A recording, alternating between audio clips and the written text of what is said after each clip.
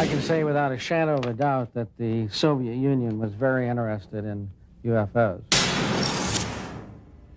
It would not be surprising if saucers had crashed in the Soviet Union. This is so far the best footage of an alleged crash UFO or a dead alien that I've seen so far.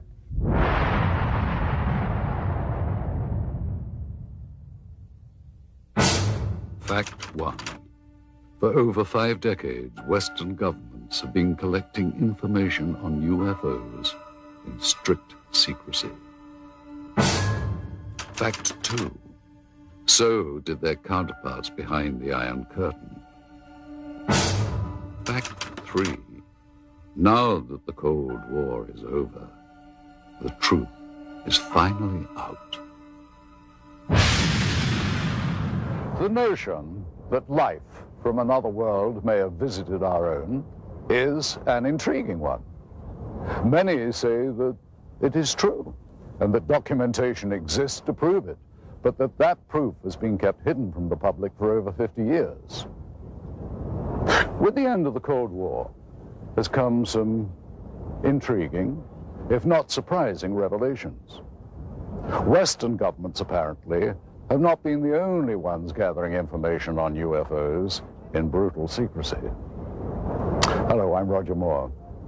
Join us now as we embark on an amazing journey of discovery, of international intrigue, and possible interplanetary visitation. Join us as we search for the secret of the century.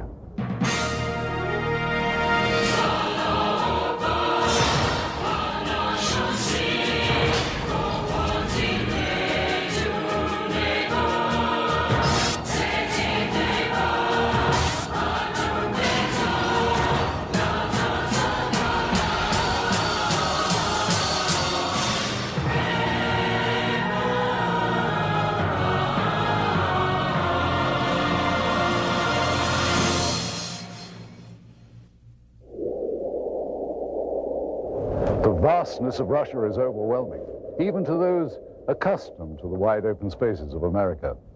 Huge tracts of eastern Russia are still uninhabited, and it was in just such a region, remote and far from civilization, that something profound happened nearly a century ago. In the desolate Tunguska region of central Siberia in 1908, something fell from the sky and exploded on the side of a hill. This event triggered an enduring mystery that scientists are still unable to adequately explain. There have been other well-known cases of UFO phenomena, but it was the Roswell incident that changed the way that government officials thought about UFOs. Researcher Paul Stonehill has done extensive work chronicling UFO sightings in the former Soviet Union. I would say that the most serious research was given the impetus by Stalin in the 1940s when he found out about Roswell. It was then that the KGB and the military separately had initiated studies of UFOs. The KGB, as far as we know, had never ceased studying them. This Soviet Air Force footage was obtained by a group of Russian ufologists. It was declassified by the USSR's Ministry of Defense just before Boris Yeltsin took power. What we are looking at is a view from the cockpit camera of a MiG-23 Flogger, scrambled to intercept 2 unknown targets. What we see now is an apparent merging of the 2 targets. Here is the same shot slowed down. These are obviously not typical flight characteristics of NATO or any other conventional aircraft. The MiG lost visual contact with this object or objects, and there has never been any official identification. By attending international conferences and exchanging information over the internet, researchers on both sides of the former Iron Curtain have been able to increase the global understanding of anomalous phenomena. Richard Haynes has been to Russia many times and has worked with many of that country's researchers. Soon after the perestroika, the fall of communism, approximately 1990. I said to myself, I think this is the right time to initiate opening doors with the East, with people on the Eastern Bloc who are sitting on their own piles of data, but we don't know about it. Likewise, we're sitting on piles of data that they don't know about. And so I started corresponding with friends, and we formed this joint USA-CIS Aerial Phenomena Federation. And we're now serving a very positive role, which is information exchange. The next clip was shot from a MiG-25 Foxbat, and what we're about to see is actually an American F-16 Falcon about 200 meters away. What happens next is that a new object appears from behind the clouds. It was not identified. The new object suddenly descends and disappears into the clouds. Once again, here is the American plane at the same altitude as the MiG. And now here is the object as it appears behind the F-16. And here it emerges from behind the F-16, then goes down and enters the cloud bank. As with all accounts or potential evidence of UFO encounters, researchers attempt to authenticate and verify related facts as much as possible. In general, the more spectacular the report, the more important the verification. I was intelligence officer for the Soviet military for over 30 years. My son is a pilot in the Russian Air Force now. I can say for certain that there were numerous occasions where Air Force and Navy fighter planes intercepted what we thought were NATO aircraft, only to find that they were not airplanes as we know them, and not belonging to any nation on Earth. It's no secret we would send planes into their airspace. They would fly into our airspace. It's like a game, like a test, constantly trying to test the response of the other side. Only sometimes someone would get shot at. In this case, neither the Soviets nor the Americans seem to have any clue as to what this third object is. I'm telling you, even when you blow it up, it's impossible to identify. It appears to be about 4 or 5 meters across, moves with characteristics unlike any conventional plane. Now, in this final piece of footage, we will once again be looking at a cockpit camera view, this time from a MiG-21. The camera plane and 3 others were scrambled to intercept an unknown craft flying at very high speed, which is visible here as a large, cylindrical-shaped object. And as the Russian planes close in, the UFO suddenly picks up speed and disappears. Here it is once again. You'll notice the cylinder seems to be traveling at about the same speed as the MiGs until about here. And then it seems to increase its speed, which, according to pilots, must have reached at least Mach 3 in about 10 seconds. A lot of this footage was declassified after the Soviet military failed to identify the object seen here. This one shows an interception attempt by MiG pilots. There were many cylindrical object interceptions that were reported and investigated. We were interested in the high-speed potential of these objects. The size of this one is estimated to be about twice the size of a MiG-21. With technology available to us and the Americans, it should not be able to move as fast as it does. Hey, this footage is still interesting because I don't think the Russians had any idea what they were dealing with here. Their fighters were at least as good as ours, and yet here is something that is completely beyond their capability to intercept.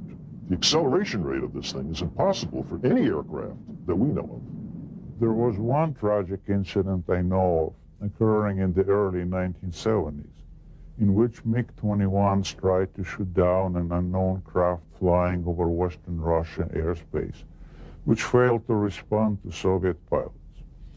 The pilots used standard intercept procedure to expel foreign planes out of Soviet airspace.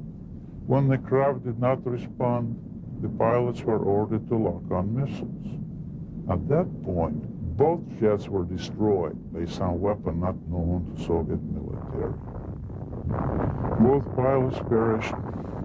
There was an effort within the Air Force to make it look as if the fighter planes collided, but investigators I knew personally at the time said it was not collision. They were shot down by something. The NSA intercepted a radio transmission that we were copied on. Apparently, the Russians lost a couple of MiG-21s or 23s. They were trying to intercept something unidentified. All I know is it wasn't one of ours. You know, our department received a number of stories like this involving the Soviet military and UFOs.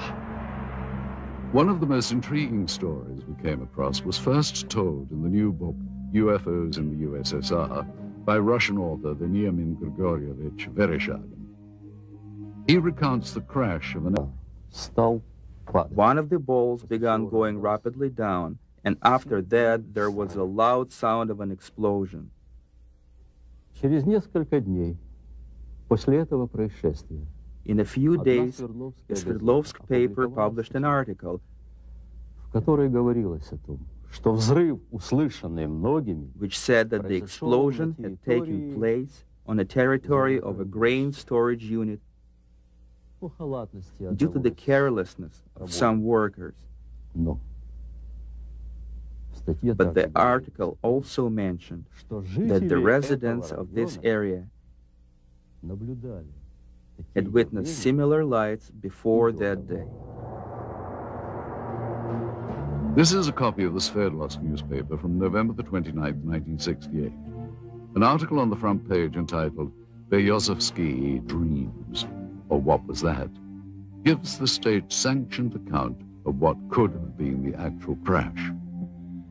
Translated, the Russian copy reads, 5 glowing balls of light appeared over the horizon and started to move in the direction of the city. 4 of the objects moved in opposite directions, while the 5th began to rapidly lose altitude and soon completely disappeared behind the forest terrain. Several seconds after its disappearance, there was a deafening explosion. And in typical Soviet fashion, the paper cites the official statement. The blast had taken place at the grain storage unit number 27. The explosion was caused by one of the employees who had violated a safety code, resulting in a charge of negligence. He was sentenced to restitution of the material losses suffered by the state. What helps make the account in Vereshchagin's book so compelling is the existence of several reels of film which seem to back up the story. While rumors of such film first began circulating some years ago, it was not until Vereshchagin led us to the black market dealer in possession of these materials that we got our first look at what could be remarkable new evidence. If this film indeed corresponds with Vereshchagin's story, what we are looking at is the scene of the crash site in Berezovsky as viewed by a camera on top of a military truck. The focal point of this scene is here, and indeed appears to be a disc embedded in the ground. Here we see soldiers exiting the truck, led by a captain. The troops are met by another officer, this one a major, and then they join other soldiers and officers already on the scene. This footage is one of 4 reels of film acquired during our investigation. The 2 groups that have, without question, been exchanging information freely are the Russian and Western ufologists. It's with a sense of full cooperation that much of the formerly sensitive information has surfaced. At one end of the spectrum are simple UFO sightings, which are often accompanied by film or video footage. At the other end are accounts of actual contact with alien beings, for which most bona fide researchers retain a healthy dose of skepticism. Interestingly, many psychiatrists and psychologists have placed considerably more credence in stories of alien abduction than ufologists. Though no such encounters have been officially reported in the former Soviet Union, and in spite of efforts by the government to deny their existence, documented cases do exist. Typically, the abductee reports seeing a blinding white light, usually hovering high above. These abductees have reported under hypnosis that they feel compelled to approach the light, as if they are somehow being drawn towards it. Some have reported seeing doors to the crafts actually opening for them. As with their reaction to the light, they feel compelled to walk through. Most abductees have not been able to describe the interiors of these crafts, other than recalling swirling mist and bright lights. Most reported alien abductions include harrowing accounts of medical experiments. Subjects describe an examination room of some kind. Many have reported strange probe-like tools being used on them, and they recall the frightening sensation of being examined, though simultaneously being unable to do anything about it. Typically, the abductees will then find themselves back where they were when they first saw the light, having no recollection of what just happened. Other times, however, upon checking their watches, they discover that several minutes have passed without their ability to account for it. They literally have lost time. Many abductees have their memories triggered by a mark found on their bodies, the kind they would associate with a needle or some other medical instrument. And not surprisingly, no such report has ever been verified 100%. And yet these stories continue to proliferate. Are these people really being abducted by aliens, or, as some now claim, by members of a secret government agency? The austere building behind me once housed what was undoubtedly the world's largest and most feared intelligence agency. Why would the KGB be so interested in what many consider to be science fiction? From the beginning of the communist era, the Soviet leaders relied on a strong secret police to act as watchdog and often executioner for their rule. This was not a new concept for Russia. During the rule of Tsar Nicholas, the secret police was everywhere, its agents spying on everyone. There were agents watching every train station, hotel, and theater. Shortly after the Russian Revolution, the first Soviet government approved the creation of their own secret police. It soon became a powerful mainstay of the Soviet system. To ensure the continuation of communist rule, the main domestic role of the secret police became to seek out counter-revolutionary views and ensure that those holding them were dealt with. After the death of Stalin in 1953, the secret police became known as the Committee for State Security, or KGB. As the Cold War heightened under Khrushchev, this was also the era that boasted the growth of the KGB's image as an international spy agency. Foreign espionage was at its height. According to Western authorities, the KGB managed to infiltrate every major Western intelligence service. During the height of its existence, the KGB was the largest secret police and espionage force in the history of the planet, with more than 300,000 agents. Its body consisted of 17 separate units charged with such concerns as counterintelligence, foreign espionage, and internal security. The division known as the Scientific and Technical Directorate was the unit responsible for the acquisition of top-secret technological information and materials, including those not originating on Earth. The government body that had the most interest in anomalous activity was very possibly the Soviet military. Did high-ranking officers of the Russian armed forces really believe they could gain a military advantage from UFOs? Though there has been much speculation on the exact nature of the Roswell incident and reports of actual alien beings, conclusive evidence of such encounters has proved elusive. In 1997, the U.S. Air Force issued a follow-up to its earlier Roswell report, which they subtitled Case Closed. They try to account for the stories of aliens by suggesting these were simply crash test dummies misidentified. So it was with a sense of both excitement and caution that we examined the footage recently recovered in Russia. This reel contains images of what appears to be a scientific or medical examination of organic body parts. The individuals seen here appear to be forensic pathologists or biological research scientists. Speaking in Russian, they are seen inspecting the specimen, the leader of the procedure describing his actions and the measurements they are taking. After several minutes of this, there is a change in camera angles.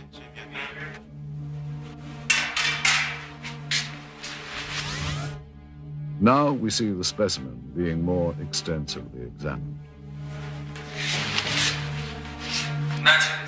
Придерживайте инструмент.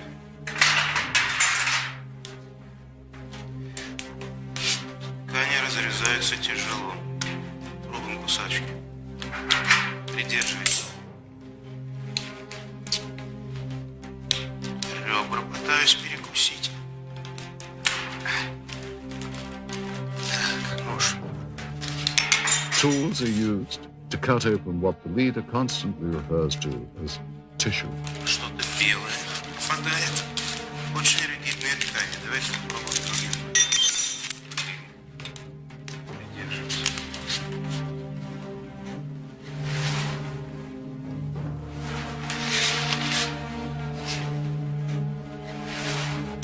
Вы не оцените вот этот вот лоскут. Инструмент.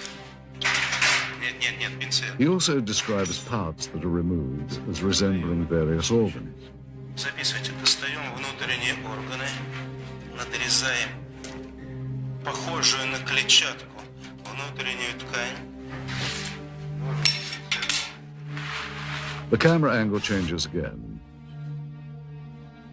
And finally, the scientists are seen posing for the camera, holding up various samples of the dissection.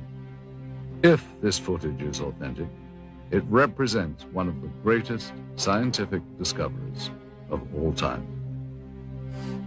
One must wonder where this film was shot and what happened to the specimen seen. If this is footage of a genuine scientific examination, what happened to the results? What did the Soviets learn, and what have they done with that knowledge? Did agents of the KGB have reason to keep this secret for so many years? Certainly there are more questions here than answers. Russia has had countless UFO sightings. Some have been explained, some have yet to be explained. The best known events are the Downogorsk and Tunguska incidents. Many UFO researchers feel that the most important Russian incident in terms of known crash recovered materials is the Downogorsk occurrence. Antonio Huneas agrees. It's the best documented crash because we do have the fragments. They have been analyzed. It was a small probe. It was not kind of a big object, but something crashed on a hill in Downogorsk in January of 1986. Witnesses described the object as a sphere of light streaking across the Pacific region north of Vladivostok. Investigators later recovered materials including balls of lead and iron, bits of glass and a fine mesh netting, all of which were tested and are proven to be highly enigmatic. The head of the research team concluded that the Downogorsk object was most likely an artificial space probe of non-terrestrial origin. Russia's best-known event, the Tunguska sighting, is sometimes referred to as the Russian Roswell. In the early hours of June the 30th, 1908, peasants of the Tunguska River area in central Siberia watched in disbelief as a glowing round object with a fiery tail streaked across the morning sky. The object crashed in a remote region of pine forest, exploding in a brilliant ball of flame. Residual firestorms lasted for weeks and destroyed an additional 10,000 kilometers surrounding the crash point. Although the event preceded the atomic bombings of Hiroshima and Nagasaki by nearly 40 years, the aftermath of Tunguska was frighteningly similar to that of the bombings in World War II. The result was the destruction of an area larger than that of Los Angeles or Moscow. Oddly, upon investigation some 20 years later, no impact crater of any kind could be found. Researchers have formed various opinions of what actually happened. The most common beliefs are that it was a meteorite fall, a ball of lightning, or an earthquake. Many have cited that none of these answers are possible and that the phenomenon was more likely the crash of an extraterrestrial craft. It has been speculated that the governments of many countries throughout the world have been gathering information regarding UFOs. Nuclear physicist Stanton Friedman agrees. There's no question that military and intelligence groups overseas are collecting data, whether it's in Brazil or Australia or in England. So the KGB has collected information. I've talked to people who've gone to the Soviet Union, who have obtained some of that information. I have met a Soviet cosmonaut and other researchers over there. There's no question they're interested. And again, the republics which used to constitute the Soviet Union cover a huge area. They too were monitoring the skies because they were afraid the United States was going to bomb them. So when you monitor the skies, you pick up UFOs, no question about it. During the communist reign, there was no official admission of Soviet interest in extraterrestrial activity. It has been only recently that this fact has been confirmed. The former secretary of the Commission on Anomalous Phenomena, Alexandra Petyukov, confirmed that an official state-controlled body did exist. В рамках этой комиссии, когда в силу своей деятельности она начала планомерный сбор информации. During the Soviet era, we started to regularly collect information from the public and received more than 15,000 reports. The thing is that the commission was an official public organization. It had an official address. Today, the mindset in Russia is far different from what it was during the communist reign. Under communism, they were told that UFOs didn't exist, but just the fact that they were told they didn't exist made people believe that they did exist, because the government was also denying. They were saying there was no crime in Russia and accidents didn't happen. You know, I mean, that everything was censored and given this rosy picture, which of course people knew better. It was in a small house on a side street near the Academy of Medical Sciences. The British and American spies met with informants throughout the 60s and learned of one of the most bizarre plots in the world of intelligence. During my involvement for a period of at least 6 years, Soviet counterintelligence operatives played cat and mouse with Western agents in Moscow who were interested in our advanced technology programs. Some new weapons and propulsion systems were being developed, and the CIA was using any means to get information from anyone involved with the project. Well, I was in Moscow for 1.5 years. I had 2 other agents and a guy from the British Secret Service. We routinely debriefed 2 Russian informants who worked for the Ministry of Defense. We would exchange hard currency for information on new military technology. Some of this technology is definitely related to UFOs. One way we often dealt with such incursions was to feed false information through double agents to give American and British bad leads. Well, we knew the Soviets were onto something after we started getting all kinds of smokescreen intelligence. That was a sure signal that they were hiding something. It was an indication that they had recovered something near Sverdlovsk. They were keeping it very secret. Senior research scientist Dr. Richard F. Haynes believes the Soviets had good reason to be interested in UFOs. It's my understanding that the Soviet military has had a continuing interest in UFO phenomena for very, very many years. And the reason being that their air traffic controllers, their radar sites, their military pilots had been reporting things, just as ours had, and they had no explanation for them. And so the first possible explanation would be that it's a foreign nation test or espionage or something like that of a military nature. And if you're in the military yourself, then you take that very seriously and you explore it. This film footage certainly seems to depict interest by Russian military personnel in the object that is seen sticking out of the ground. Soldiers, officers, and civilian-clothed agents are deployed around the site, and they appear to be both guarding and examining the object. This is what we found on one of the 4 reels of film obtained in Russia. After viewing the footage, we were able to determine that it was most likely shot with 2 separate cameras. One apparently a handheld camera, which starts out on the approaching truck, and a second one seen here on a tripod. As the soldiers march past, you can see the cameraman turn to follow the troops. Here we cut to the other angle, the point of view from the tripod camera. And here you see the handheld camera as the truck pulls up. Both cameras change vantage points several times during the film, as if to get better views or perhaps under orders of a superior. From this angle, we see yet more troops arrive. Author Veniamin Vereshchagin describes the event. Весной же 1969 года рабочие местного совхоза In the spring of 1969, a collective farmer found some strange remains in the forest not far from Berezovsky и сообщил об этом, and reported that to the local security organs, те, в свою очередь, who in their turn обратились asked за the помощью neighboring military в division соседнюю of Air военную Defense часть Troops, PVO, to provide assistance with the 7 investigation. марта On March офицера 1969, 2 KGB officers examined the discovery site and sealed it off. Вы знаете, в дальнейшем события приняли более такой масштабный характер. По просьбе КГБ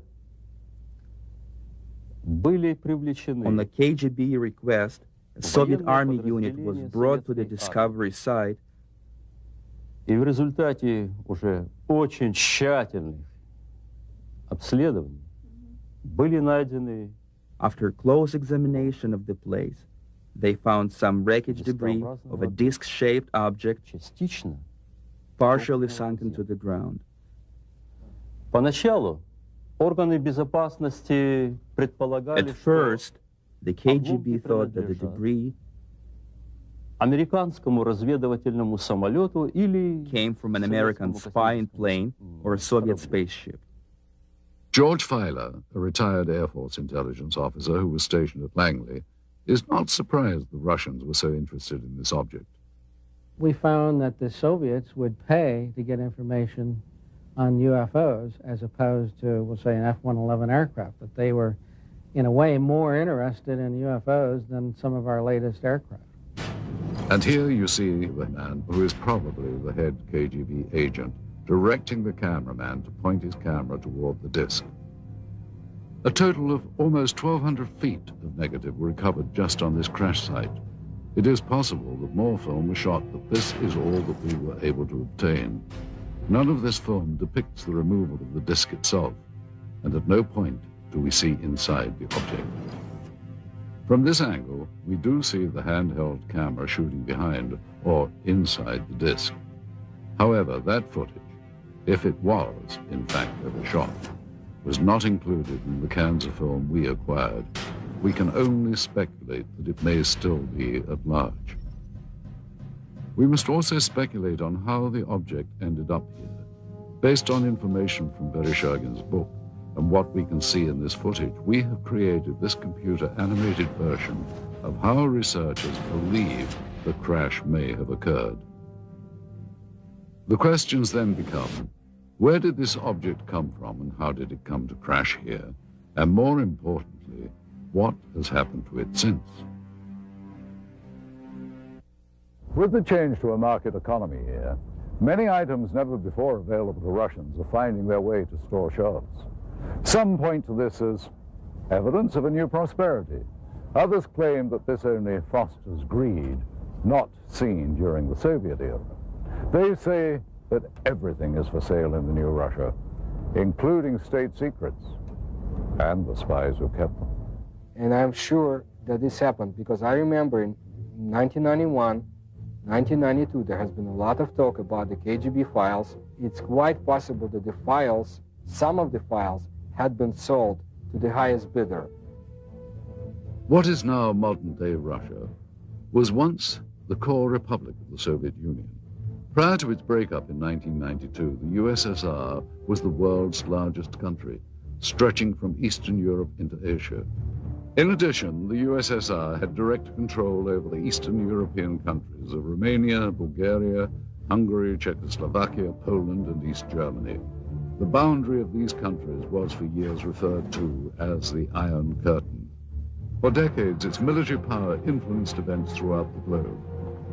The single most important event in Russian history was the Revolution of 1917. The Bolsheviks changed the country from a monarchy to the world's first communist state. In the late 1920s, Joseph Stalin transformed the country even more by regimenting every aspect of daily life and still managed to brutally stomp out his opposition. While the USSR was allied with the West during World War II, the years after the war ushered in an era of mistrust that came to be known as the Cold War.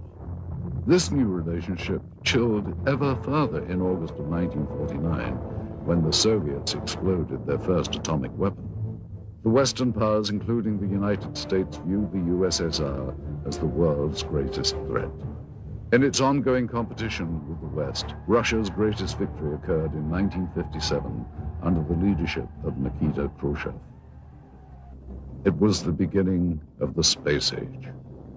As the first nation into space, it's not surprising that in the years to follow, the Soviets would become increasingly curious about extraterrestrial life existing in our galaxy.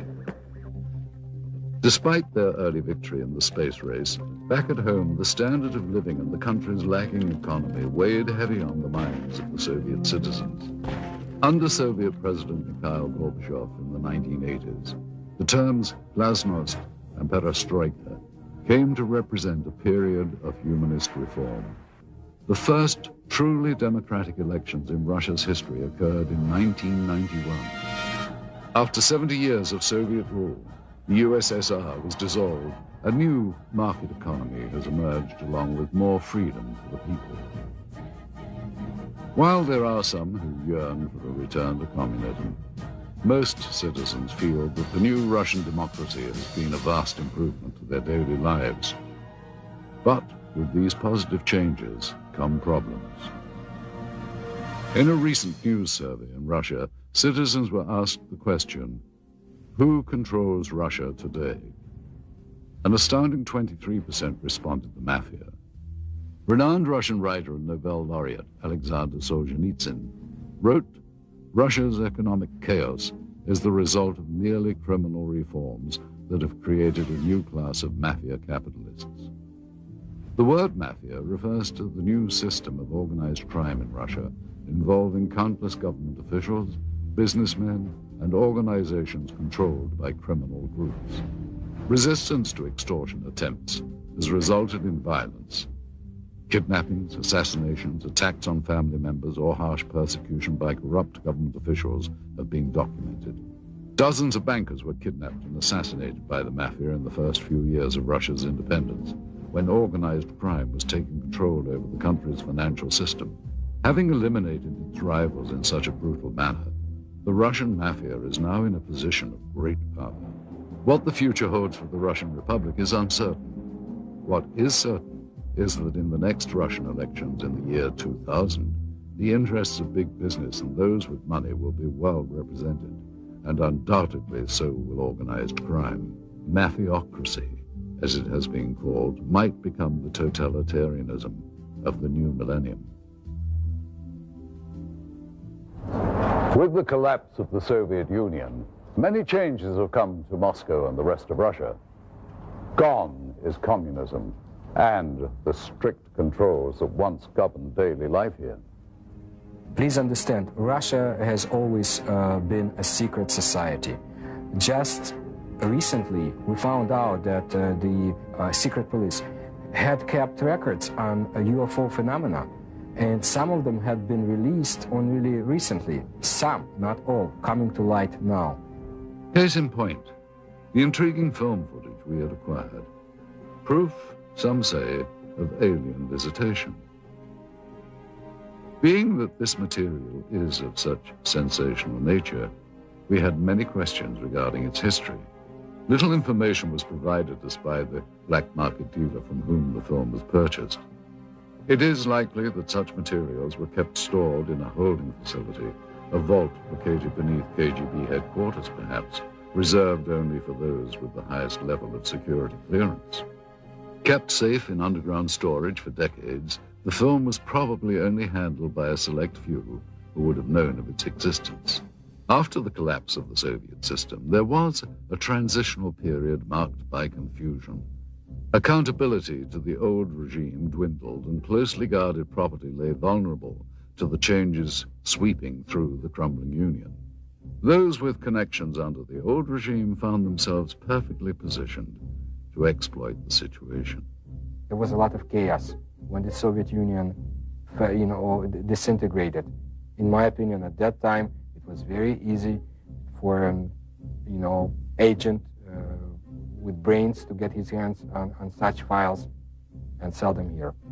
So it would be conceivable that documentation might be obtainable through similar sources to provide authentication of the film.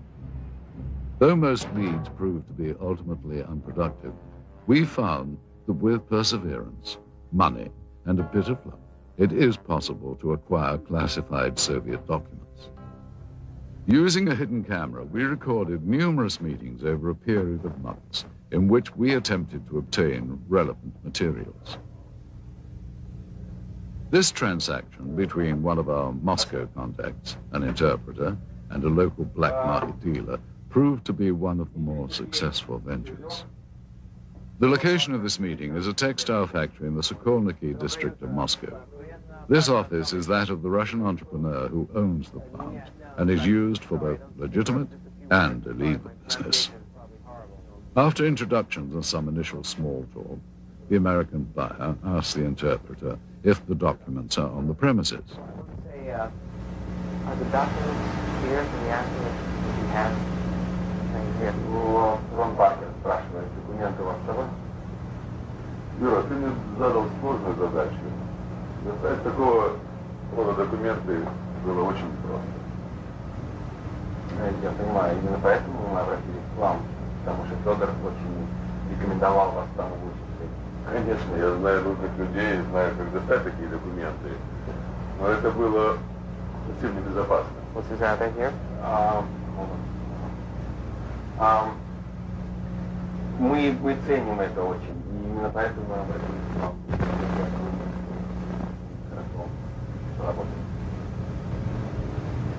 The businessman tells him that he has had difficulty in obtaining the documents and the price has gone up.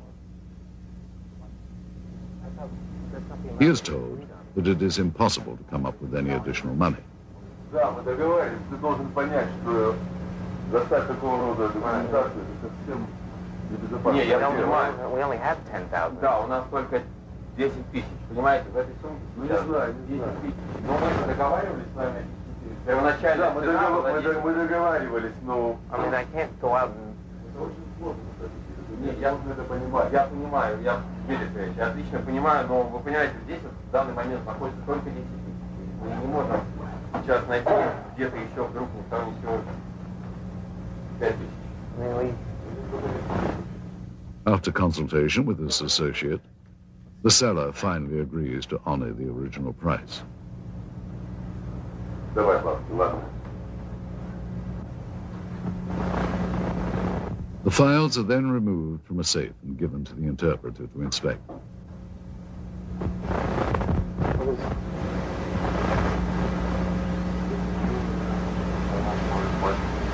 This is KGB?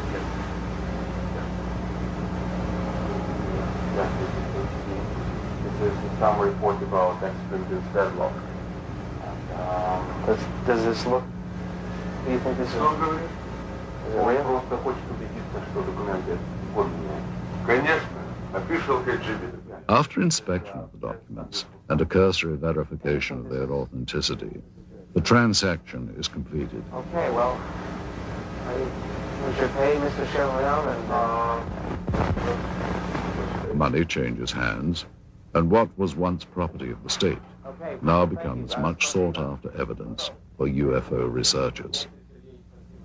What made this transaction so successful was that among the pile of documents acquired, several were extremely enlightening, including a top-secret KGB report on Operation Sverdlovsk Midget and a request for military assistance from the Soviet Ministry of Defense. While the ability of Western governments to keep secrets is hotly debated, one thing seems certain. Behind the Iron Curtain, secrecy was standard operating procedure. Here, under the Soviets, freedom of the press and government accountability to the public were virtually non-existent. Many believe that the American government has had more than a casual interest in the possibility of extraterrestrial presence since early in the 20th century. Certainly since reports of flying discs in Roswell, New Mexico in the late 1940s, U.S. Defense Department and intelligence community involvement in the investigation of UFOs has been documented. Aside from the former Project Blue Book and 2 recent Air Force reports attempting to close the case on Roswell, there has been little made public by the government regarding its interest in UFOs. One organization that apparently did study UFOs was the Central Intelligence Agency. Since the Cold War era, it has been alleged that the CIA has actively sought after, on a priority level, the acquisition of any Soviet information that relates to alien contact and technology. One person who confirmed such allegations is this man. An agent with the CIA for 6 years, his area of expertise was Russian interest in anomalous activity. Though now employed in the private sector as a security analyst, he has asked not to be identified due to the sensitive nature of both his former status and his current position. I joined the CIA in 1989, straight out of college. My mission was to monitor and infiltrate the Special Sciences Section of the KGB, a unit of Directorate T, which was a division of the First Chief Directorate. Special Sciences Section's goal was to obtain, analyze, interpret, and exploit any extraterrestrial knowledge. The Special Sciences Section was extremely interested in a number of reported UFO crashes over the former Soviet Union and the Eastern Bloc countries. From the intelligence that our unit was able to obtain, they had recovered at least one portion of a former crash site over the Soviet Union. This former agent was able to confirm interest not only in the 1968 crash near Berezovsky, but in other Soviet attempts to recover UFO documentation and technology. Ever since Stalin had been in control of the Soviet Union, especially in the post-World War II years, he was determined that if there were any technological gains to be made from extraterrestrial technology, that the Soviet Union would be the sole possessor and sole beneficiary of those technologies. Due to the change of power in the former Soviet Union, many believe that much of the formerly unattainable information from the Cold War era may now be in the hands of the U.S. and British intelligence agencies.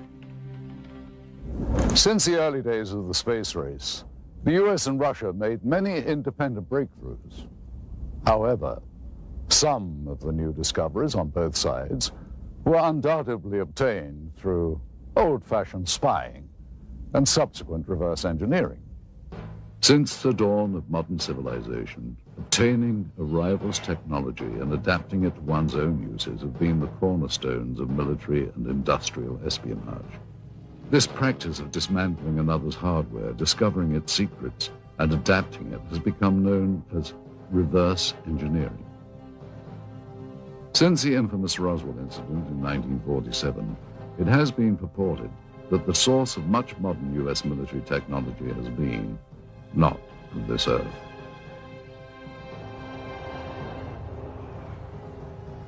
A number of technologies were either partially inspired or wholly inspired from what was recovered at Roswell. It's amazing that when you look at the profiles from both the sides and from dead on, how close to stealth technology and spy plane designs that the Roswell ship resembles. We firmly believe that she is the design Rosetta Stone and the holy grail for aerospace design technology.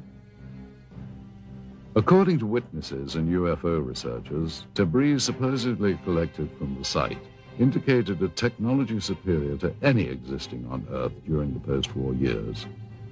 The possibility exists back in the 40s that because all this new technology came out of Germany, we had scientists from Germany that either we were testing new advanced concepts to us at the time, these rocket engines, which were brand new to us, or this was some kind of smokescreen, if you will, to hide or to put the Russians off guard, make them think we were further along than we really were. And there's been a history of misinformation on both sides trying to keep each other off guard, and that very likely is one of the possibilities.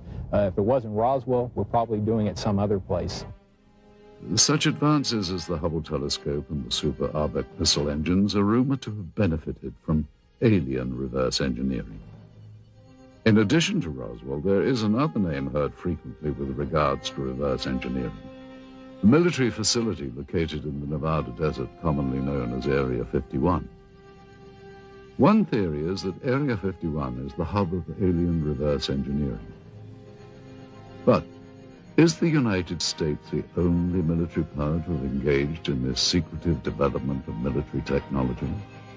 Or did Soviet military and intelligence organization reverse engineer technology from alien spacecraft that may have been recovered in Russia? Do the Russians have their own version of Area 51, located somewhere in the uninhabited parts of their vast country?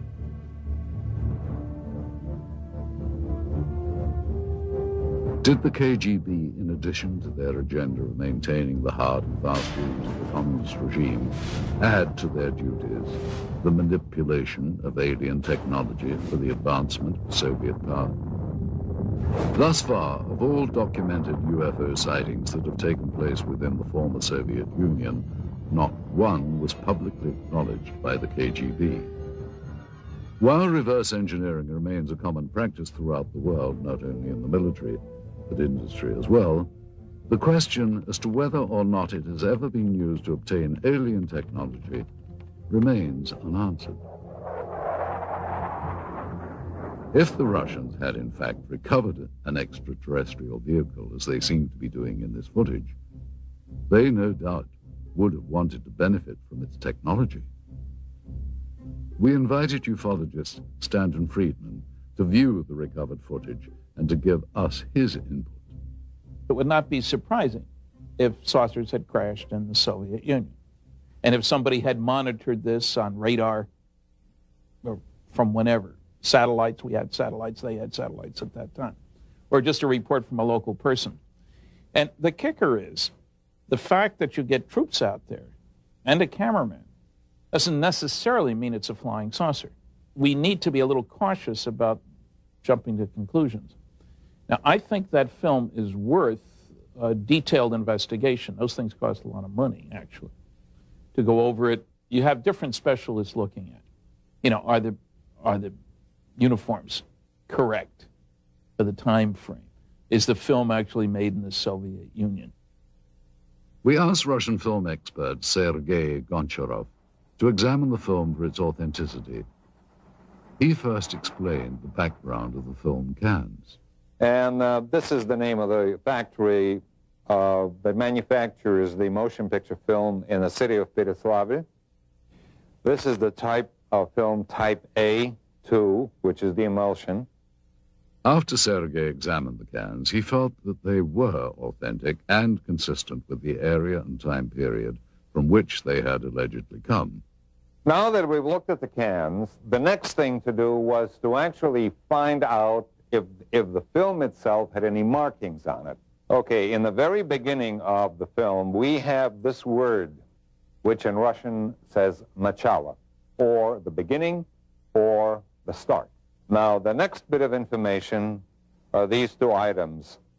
M-A-R-T, Mart, which is the month of March, 1969, letter G for year. So the year of 1969, the month of March.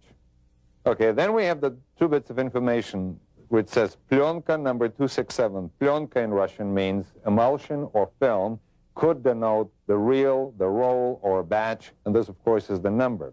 The next thing we see is this bit of information. Совершенно секретно, top secret archive of the KGB logo and the word archive of the KGB. Finally, Sergei Goncharov compared the markings on the film itself to what was printed on the cans. As you notice right here on the edge of the negative, we have the word безопасная пленка, meaning safety film, and cheap A2 or type A2, which is exactly the information that you have on a can. Next, we showed the film to Russian researcher Paul Stonehill. The colors of the film, the quality, soldier uniforms. Somebody would have to go into special, to make a special effort to make a film that feels like something that was made in 1960s. I've seen a lot of films made in the 1960s, and this film here is almost of the same quality. It's not a 1980s or 1990s film. The KGB officer that had been looking and touching things looks quite genuine. To me, my gut feeling is this is not something that they had made intentionally to fool people. UFO researcher Antonio Huneeus offered us his views on the film.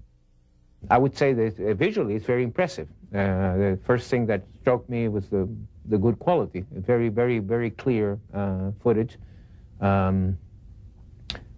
You see, of course, it wouldn't be impossible to duplicate, you know, as a hoax. You would have to hire some actors and so on.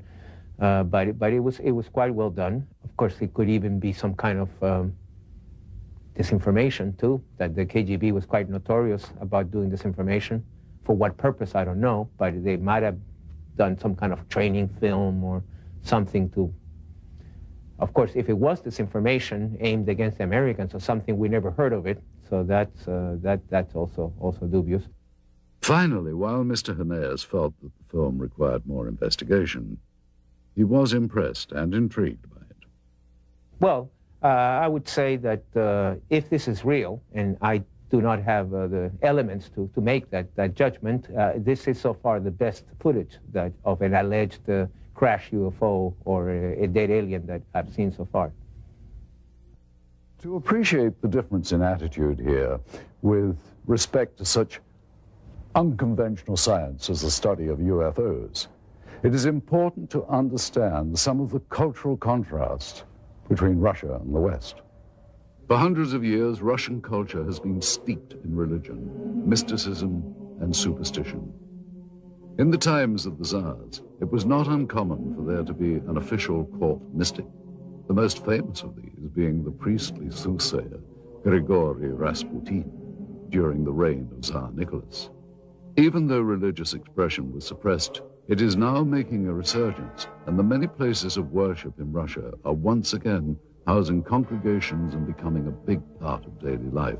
Russians seem to have an open-minded attitude towards the paranormal and such unconventional sciences as the study of UFOs.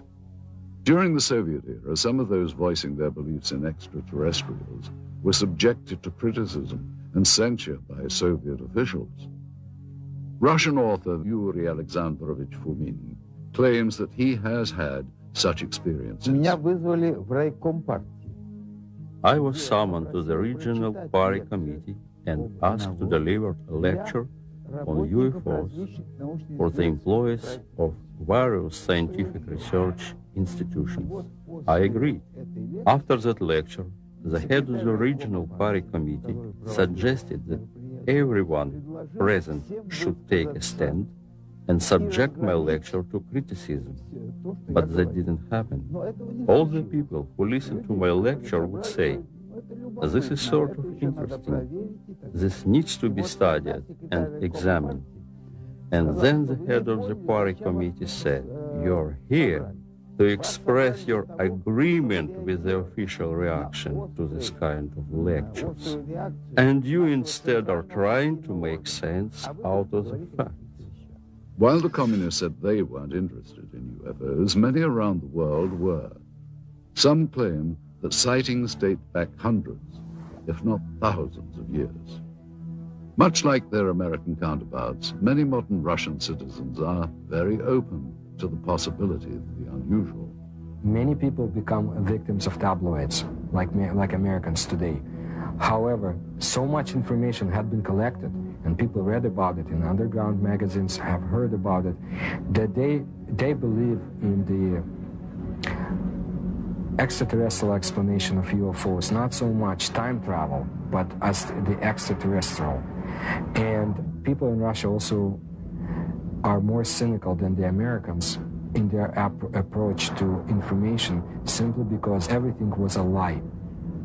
Both Americans and Russians believe they have been lied to by their government about many things, including extraterrestrial research.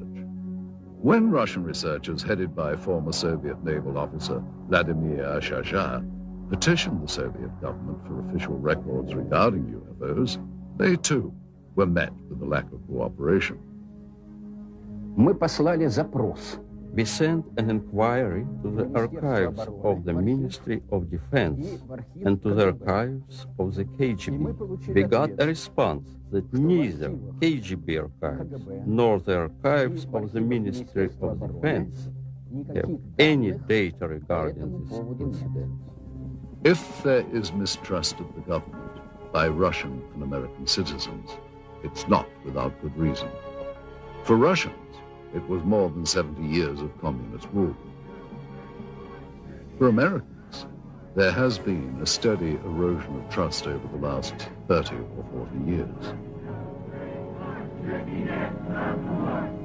For Americans, the knowledge that their government was not being honest began in the 1960s, when the war in Southeast Asia escalated with secret bombing campaigns in Cambodia. In the 1980s, arms were sold to support the Contra anti-communists in Nicaragua, in violation of U.S. law and without public knowledge. God bless America. It's no wonder that many American and Russian citizens doubt the honesty of government officials. How paranoid is the belief that their governments could withhold knowledge of extraterrestrials? Despite officially denying interest in the possibility of extraterrestrial visitation, the governments of both the US and the Soviet Union have, without question, been interested in what lies beyond our own planet.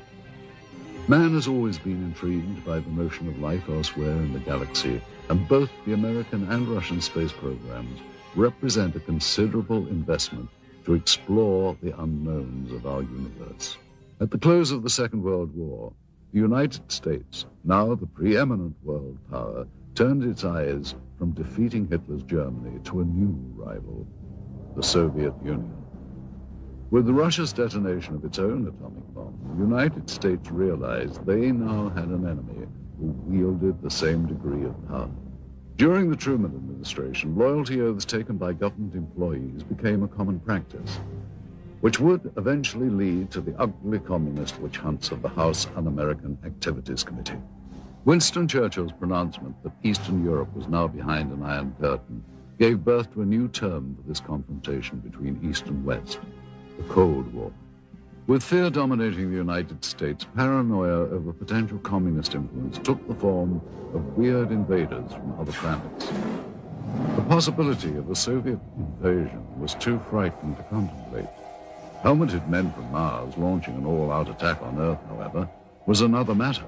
Therefore, Americans retreated to dozens of science fiction films that were thinly veiled warnings against the Red Menace. With Chuck Yeager's historic Flight that broke the sound barrier, the next frontier to conquer would be the stars. This set off a global competition between the world superpowers as to whom would get to the heavens first. It became known as the space race. To meet the demands of such technology, NASA, the National Aeronautics and Space Administration, was formed in 1958. The space race would nearly end in defeat for the United States, however, with the launch of Sputnik. The U.S. feared if the Soviets could launch a probe in space, would missiles launched from that probe be far behind? When cosmonaut Yuri Gagarin made his historic orbit around the Earth in 1961, he became the first man in space. The United States realized their only hope of beating the Soviets was to have the first man on the moon. And in this dream, they would find a passionate champion. It was President John F. Kennedy's promise to have a man on the moon by decade's end that shot the space race into another dimension. It would not be until Neil Armstrong's historic first lunar step on July the 29th of 1969, however, that Kennedy's dream would be fulfilled. In years to come, the cumbersome NASA rockets would give way to the more streamlined and modern space shuttle.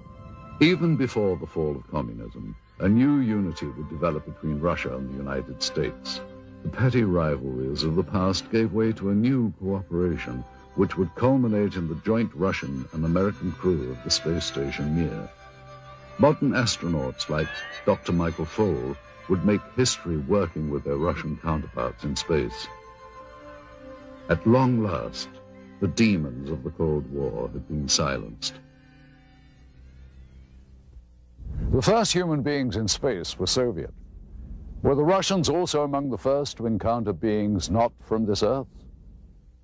This footage, which seems to depict Russian pathologists dissecting what appears to be a non-human life form, requires further analysis. We once again asked Stanton Friedman for his comments. I don't know what to make out of it. I'd certainly say it's worth further investigation. By my standards, it's in my gray basket. Not black, not white, maybe. Worth following up on. We then asked film expert Sergei Goncharov if he thought that the film's characteristics on this reel were consistent with the time period from which it was supposedly shot. It certainly is consistent with the information on the can. It is negative. It's got the negative perforations. It's exactly what the information on the can indicated. Sergei explains the significance of a flash frame, an interesting and possibly important characteristic of the film that was discovered. All right, now, a flash frame, this is, of course, a flash frame is that piece of film that is, when you push the button on the camera and you start exposure and you stop the camera to stop the exposure, and then you restart the camera again. By virtue of inertia, the camera will sometimes expose either a flash of light, or if you point the camera away from the person in front of it, you will see some other subject matter.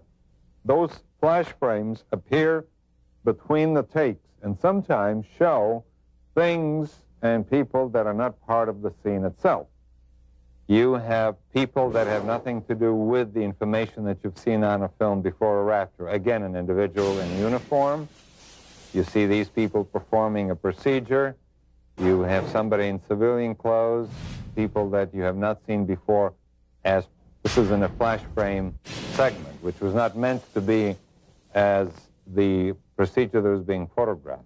Mr. Goncharov concludes that while the film's stock and camera techniques are consistent with KGB and Soviet government films of that period, he feels that the discrepancies with the subject matter require closer scrutiny. Anytime you have subject matter of this type, any additional investigation is worthwhile. Absolutely. Stanton Friedman was further intrigued by the medical techniques in the film. I don't know what to make of these guys with what seem to be medical instruments, certainly in a medical facility, judging by the stuff on the wall. And it's interesting that you can see their faces, which is interesting from two different directions. You can tell their identity if you could find people that look like that. And they're apparently not afraid of contamination, ingesting anything toxic. Now, that could be that they'd already gone through this routine and somebody had said, hey, there's nothing bad here. We then showed the film to Dr. Annette Ryan, a former lieutenant colonel with the Army Institute of Pathology. The first thing that I notice is the way the doctors are dressed. They're dressed in these pristine white lab coats, and I think it would be more common for them to be dressed in scrubs or even butcher aprons, unless, of course, they know that they're being filmed and they want to look good. They also look very young, but that is consistent with forensic examinations, and that's because senior medical staff usually don't get involved in this type of procedure. I also notice that they're wearing rubber gloves, but they're not wearing any other protective gear. They're not wearing goggles, they're not wearing masks, they're certainly not wearing any biohazard suits. I would assume that's because they're not concerned with contamination. And this, of course, is typical of Russian-Soviet medicine. I mean, when we think of Chernobyl, just remember back that there was a terrible lapse in any type of protection. It certainly would not happen in the United States. I mean, it would be unheard of. Next, Dr. Ryan commented on some of the specific medical procedures.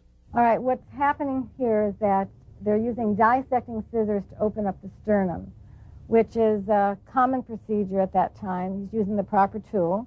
The way they're holding and using the various tools looks correct, which indicates to me these people know what they're doing. I would say there's little doubt that these are actual Russian medical people. Now, if you look closely at this procedure here, which is repeated several times in this footage, what they're doing is removing a piece of material. The one doctor refers to it as an organ or resembling an organ. Then the diener snips off a small sample which is placed in a specimen jar for later analysis. Well, that's exactly what would be done in a forensic case or in the case of scientific research, for instance, if some new species had been discovered. They would remove very small pieces for later chemical and microscopic examination. The lead doctor also mentions a structure he describes as resembling ribs. And here you can see what indeed resembles a rib cage, as if this was the torso of some anthropoid or human-like organism. Finally, though Dr. Ryan was unable to identify the subject matter, she believes that the techniques were consistent with those practiced in the Soviet Union during the late 1960s. We have little information about the specimen seen here, other than the pathologist's description and the KGB code name, Sverdlovsk midget. We wondered, though, how such a being might appear had it been recovered intact. Using only the images recorded on this film and the scant data available, technicians have constructed this 3D computer-generated model. Thus, with a bit of imagination and some forensic speculation, we have recreated what may have been the Soviets' possession of an actual being from another world.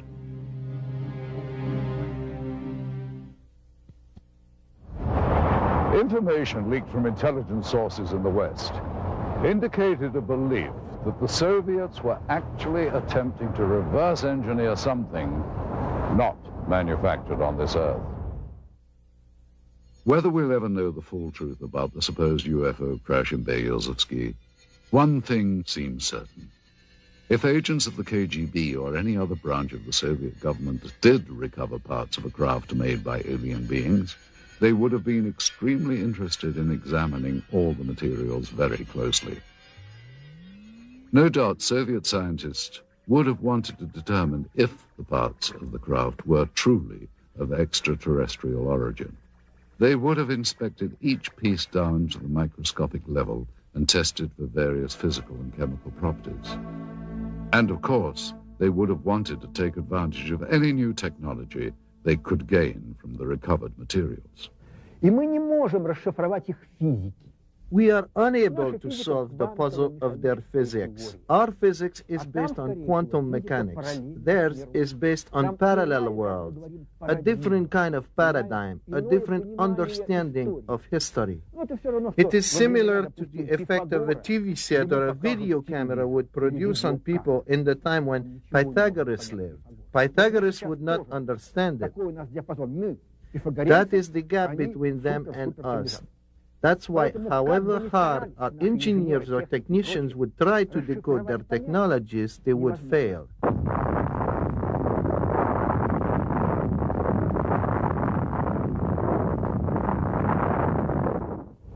Back in the West, not only did the military consider UFOs a serious subject, but the Soviets' interest in them as well. It seems that, in the beginning anyway, both sides thought that flying saucers were an invention of the other. And that fueled a decades-long campaign of espionage and counter-espionage. Many believe that U.S. intelligence agencies such as the CIA, NSA, and the military have not been completely forthcoming with information regarding extraterrestrials. The same is apparently true of the KGB. Some claim that the KGB, as well as the U.S. government, may have been using the UFO phenomenon as a smokescreen to cover other top-secret activity from the very beginning. Former NASA scientist Dr. Richard Haynes concurs. Well, all I can say is that there are verified documents from Stalin's time that showed he had an intense interest in Roswell, what was going on in Roswell, New Mexico in about mid-40s. Well, that makes very good sense from the standpoint that that's where our atomic bomb group was, 509th Bomb Group, from which Hiroshima and Nagasaki events happened, ultimately. It's where the pilots trained. So it's understandable that Moscow would be very interested in this subject from that standpoint. If UFOs are a cover, they have been used very effectively by both sides. So it's to the convenience of the Russian government, Soviet government, to continue the charade. It can be considered a form of disinformation. There is an alternate theory regarding UFO disinformation. Many researchers believe that the government may be intentionally drawing attention to the less credible, self-proclaimed ufologists as a means of lowering the perceived credibility of all UFO research. Alien abductees and conspiracy theorists are most often the least believable, and at the same time, the most visible. Russian rock and roll singer Natalia Medvedeva claims to have known several people that have had contact with aliens. One guy died, another got paralyzed, the third one became a heroin addict and could not overcome it. Sergei Borisovich Proskuryakov is a Russian researcher who has studied anomalous phenomenon and pyramidal constructions. His beliefs may also seem unconventional. When I lived in Minsk, a KGB officer came to see me. He filmed all the documents I had. I couldn't escape anywhere. I believe they ended up in the KGB archive. I have information that my researchers of interest not as much for KGB or CIA as for presidential structures in the USA. Are individuals like these truly informed? Or, as some believe, convenient foils for government agencies with an agenda of suppression? Either way, their outspoken beliefs serve to discourage further investigation and make it much easier to simply write off any UFO account or evidence as nonsense. Most genuine researchers, however, believe it is imperative that all potentially genuine encounters with extraterrestrial intelligence be studied carefully. If something not from this earth had been recovered, it would have been brought to a classified military base high in the Ural Mountains, where super-secret operations have been conducted since the Second World War. This incredible footage depicts members of the Soviet armed forces and what are believed to be 2 KGB agents inspecting and recovering a crashed flying saucer. Russian author Veniamin Vereshchagin has an idea of the final outcome of this operation. Насколько мне известно, обломки аппарата. As far as I know, the debris and their organic parts were taken to Mytishi, где предположительно были сделаны, where the apparatus was disassembled, analyzed, and then back engineered. Неизвестно, что произошло с органическими останками. As for organic parts, но я имею сведения о том, что они были перевезены в дальнейшем. I heard they were taken to Moscow. What happened afterwards, I don't really know. His story seems to be backed up in part by one of the people who claims to have been involved in the operation back in 1969. We found ex-KGB staffer Pavel Alexandrovich Klimchenkov living in seclusion in the Bryansk region of central Russia. He remembers the strange wreckage found in Beryozovsky. At first, everyone believed that those debris were parts of some novelty aircraft manufactured in the United States or England. But having done some measuring and material analysis, we came to the conclusion that none of the domestic or foreign manufacturers known to us could have produced this apparatus, at least not in the conditions existing on this planet. И вот тогда поступил приказ из Москвы It was then that an order came to transport the debris to the base in Mytishi near Moscow. Together with several other officers, I was assigned to provide safety and security to these materials during their transportation. In attempting to verify the authenticity of this evidence, we have had the footage and the film itself examined by several experts. We also carefully studied the documents we had procured, which lent further credibility to what we had been told. Among the most telling was this top-secret KGB report specifically referring to Operation Sverdlovsk Midget and describing in detail the recovery operation at Beryozevsky. This document mentions the crashed disc, the organic remains, and the filming itself. There was also this secret order from the Soviet Ministry of Defense requesting assistance from military unit 67527. We looked closely at such elements of the footage as the uniforms and the arm patches worn by the soldiers. These patches seem consistent with the patch worn by such Soviet Army air defense companies as military unit 67527. They're all wearing winter coats, which don't appear to have much in the way of insignia on them. And that is not out of character for the winter coats. They would generally not contain much in the way of identification. These are all members of the same unit. I can see that the weapons are AK-type weapons. The main battle weapon of the Russian army, even up through today's date, is the automatic Kalashnikov weapon. Yeah, it's clearly an AK, fixed stock, birch stock, no muzzle brake, milled receiver, no question about it. That also seems to be consistent with the muzzles of the weapons that I can see in this film. In addition, we had notes from the scientific examination of the recovered organic specimen, which seemed consistent with the soundtrack of the dissection footage. With so many elements in seeming consistency, Vereshchagin's story becomes even more tantalizing and perplexing at the same time. Is it possible the Russians actually recovered an alien craft and its occupant 3 decades ago? If members of the Soviet Army had knowledge of a supposed UFO crash, then what happened to these individuals? And if they can't be found today, why not? In the course of our investigation, our goal was to follow every lead, to search for every scrap of information regarding the incident so named Operation Sverdlovsk Midget.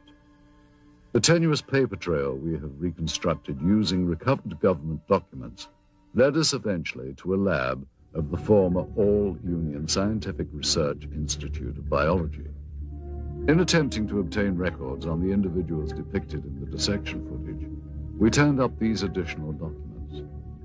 3 death certificates, all dated March the 24th, 1969, within a week after records indicate the examination was performed.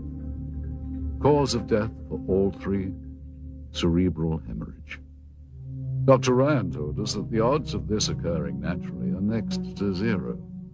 The former state-run institute is now a private teaching center known as the Moscow Medical Institute. That this is the same facility as seen in the film footage becomes obvious with a comparison of such fixtures as the stonework tables and the distinctive tiling on the floors. The difference is that one-time experimental procedures have been replaced by routine anatomy lessons with plenty of hands-on experience. Secretive operations are now openly administered educational opportunities. But we did find in the basement of the building remnants of this facility's past, reminders of a time when procedures here were not open to the public or subject to public scrutiny.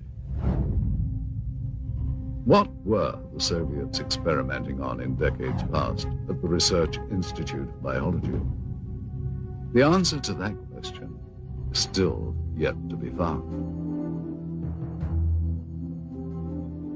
Indeed, many questions about the film footage and the alleged Operation Sverdlovsk Midget remain unanswered. Any extraordinary find, such as the apparent filmed record of a crashed spacecraft, or of what appears to be scientists examining parts of an alien life form, require further analysis. Yet it seems incredible that so many elements of this story from so many diverse sources appear consistent. The original account as told by researchers and witnesses, the recovered documents, and of course, the film. We have to ask, is this footage genuine? And if so, does it represent an actual case of alien visitation, or, as it has been suggested, was the footage created as part of a Cold War disinformation campaign? One other proposed possibility is that it was simply a military training exercise captured on film. Again, if it is a real UFO crash, where are the remnants? And what happened to the body of the alien being? With all that we have unearthed here, the big question seems to be, what is the significance of what are clearly some very profound discoveries? And will we ever know the full story? We hope you've enjoyed visiting Russia with us, and we hope you've gained some insights on what promises to be a continuing source of intrigue and controversy. Thank you for joining us. I'm Roger Moore in Red Square.